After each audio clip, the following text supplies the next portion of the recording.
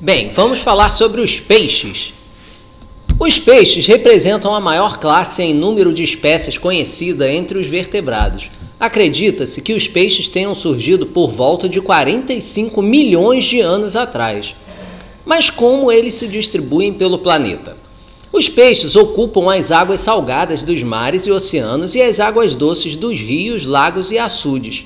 Nesse grupo, existem cerca de 24 mil espécies, das quais mais da metade vivem em água salgada. O tamanho médio dos peixes pode variar de 1 centímetro a até cerca de 18 metros. Provavelmente, foram os primeiros vertebrados a surgir na Terra e eram pequenos, sem mandíbula, tinham coluna vertebral cartilaginosa e uma carapaça revestindo seus corpos. Na evolução, houve uma espécie de adaptações que representaram aos peixes melhores condições de sobrevivência em seu habitat. Não ter couraça pesada, ser nadadores, velozes, ter mandíbulas e poder morder.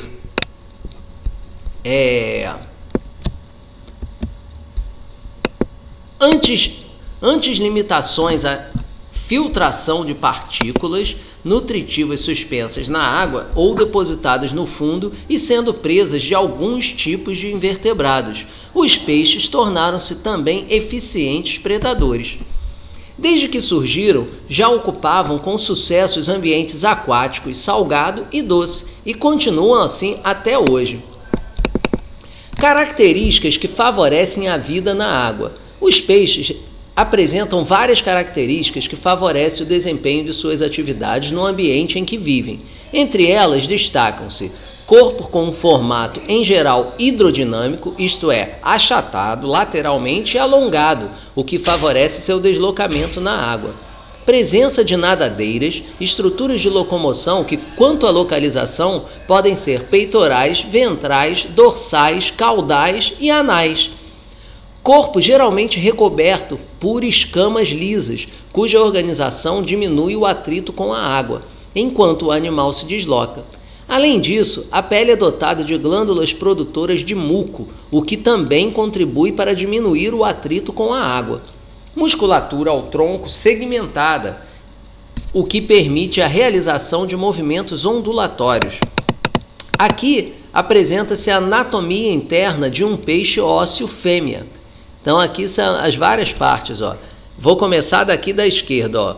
O estômago, uréter, aorta dorsal, coração, pâncreas, baço, seco pilórico, cérebro, brânquia, bulbo olfativo, medula espinhal, boca, faringe, fígado, intestino, ovário, bexiga natatória, ânus, meato urogenital, bexiga urinária e rim. Vamos falar agora a temperatura corporal. Os peixes são animais pecilotérmicos. Isso significa que a temperatura do seu corpo varia de acordo com a do ambiente. A temperatura do corpo dos peixes, em geral, mantém-se mais ou menos próxima à temperatura ambiental. A respiração e circulação de sangue. A maioria dos peixes respira por meio de brânquias, também conhecidas como guelras. A água entra continuamente pela boca do peixe, banha as brânquias e sai pelas aberturas existentes de cada lado da cabeça.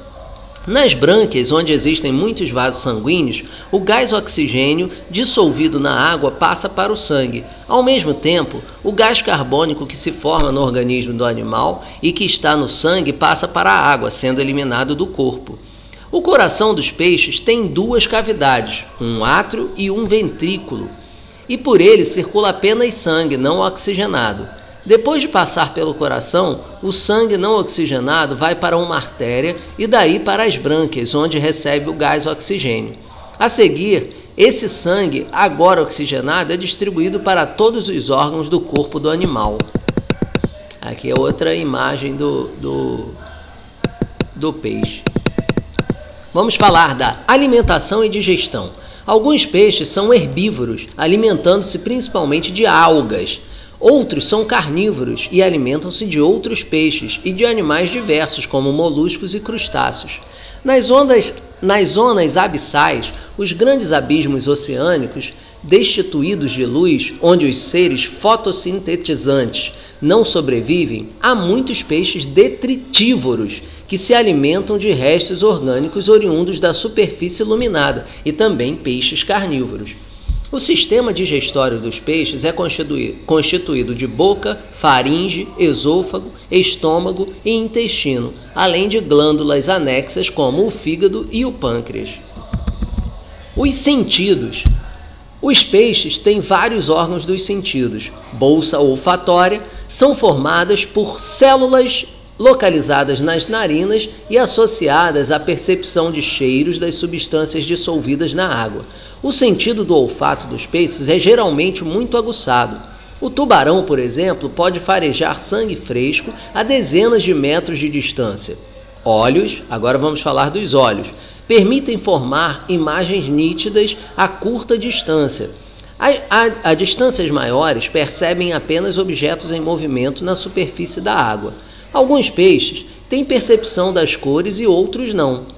Os tubarões e as raias, também conhecidas como arraias, por exemplo, não distinguem cores. Os olhos são geralmente grandes e não possuem pálpebras nem glândulas lacrimais. Linha lateral é formada por uma fileira de poros situada de cada lado do corpo, com ramificações na cabeça. Os poros comunicam-se com um canal localizado sob as escamas, no qual existem células sensoriais. Por meio das células sensoriais, o peixe percebe as diferenças de pressão da água, que aumenta gradativamente com a profundidade. Percebe também correntes e vibrações na água, detectando a presença de uma presa, de um predador ou os movimentos de outros peixes que estão nadando ao seu lado, o que é muito importante para as viagens em cardumes. Percebe ainda a direção dos movimentos da água, o que facilita sua locomoção na escuridão ou em águas turvas. Falamos bastante sobre o peixe. Valeu, até o próximo vídeo.